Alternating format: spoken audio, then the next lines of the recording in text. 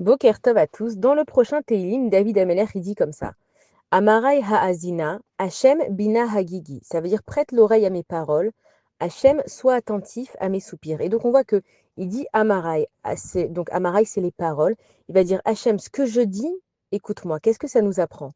Ça nous apprend qu'on doit parler à Kadesh Baruch Hu. Et très souvent, on se dit, mais Hachem, il me connaît. Il m'a créé, il connaît tout. Pourquoi est-ce que j'ai besoin de dire à Hachem ce qui ne va pas dans ma vie? Il le sait, Hachem. Donc pourquoi j'ai toujours le temps besoin de dire à Hachem et ça, et comme ci, et comme ça?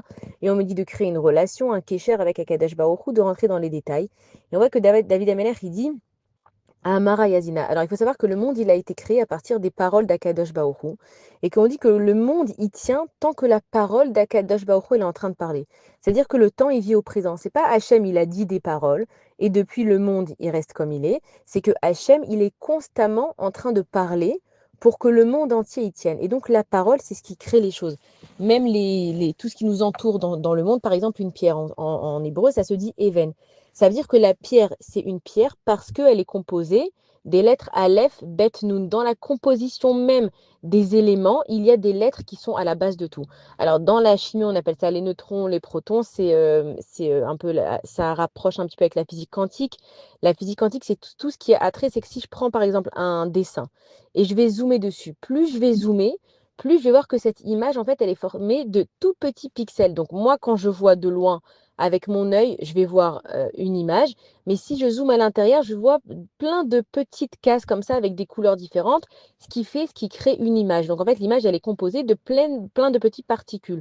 Mais si on va plus profond encore, c'est que ces particules-là, elles existent parce qu'à l'intérieur, il y a des noms, des lettres, pardon, que Akadosh Baruch Hu, il a créé pour que les choses, elles tiennent. Donc quand on nous dit Amara et Azina, c'est que si je veux qu'une chose existe, je dois faire sortir des paroles de ma bouche, des paroles qui sont composées de lettres sur lesquelles les choses, elles tiennent. Donc si je veux créer une relation avec Akadosh Baruch Hu et que ça reste que dans ma pensée, j'ai pas créé de lien puisqu'il est resté dans ma tête. Et comme il est resté dans ma tête, je ne peux pas faire exister.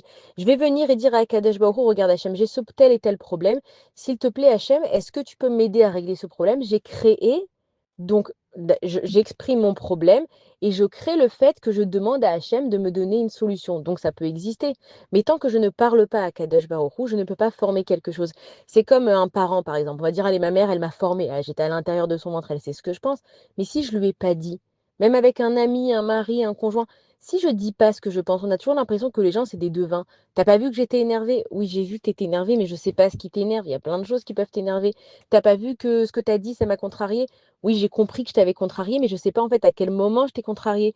Si on ne s'exprime pas, et c'est pour ça que David Ameller, il dit le terme amaraï, si on ne s'exprime pas avec des mots, on peut pas s'attendre à ce que Akadosh Baruch Hu, il puisse savoir ce qui se passe à l'intérieur de nous. Et dans la suite du Tehillim, il dit Hachem bina hagigi, sois attentif à mes soupirs. Ça veut dire même le fait que des fois je pense à une situation et je fais rien que ça, Akadosh Baruch Hu, il va faire attention. Il va dire ah, regarde, là il y a ma fille qui a soupiré, qu'est-ce qui se passe? Qu'est-ce qu'elle a? Et David Ameller, il utilise le terme bina. Donc bina, c'est une compréhension. On dit que les femmes, elles ont une bina yetera. C'est qu'elles ont une compréhension plus élevée, différente. C'est qu'on arrive à travers même des gestes, même un regard, même un sourire, ou même à travers des larmes, à comprendre ce qui se passe à l'intérieur de la personne. Et donc David Ameller, il dit même si Hachem, moi, à Maraï, je vais parler, Bina Hagigi. Même mes soupirs, Hachem, je t'en prie, fais attention à chaque chose qui se passe à l'intérieur de moi. Mais encore une fois, dans ses paroles, il a demandé à Kadesh Baruch Hu de faire attention à ses soupirs pour dire Hachem, tout ce qui se passe à l'intérieur de moi, prête l'oreille. Amara et Azina, Hachem, écoute ce qui se passe à l'intérieur de moi.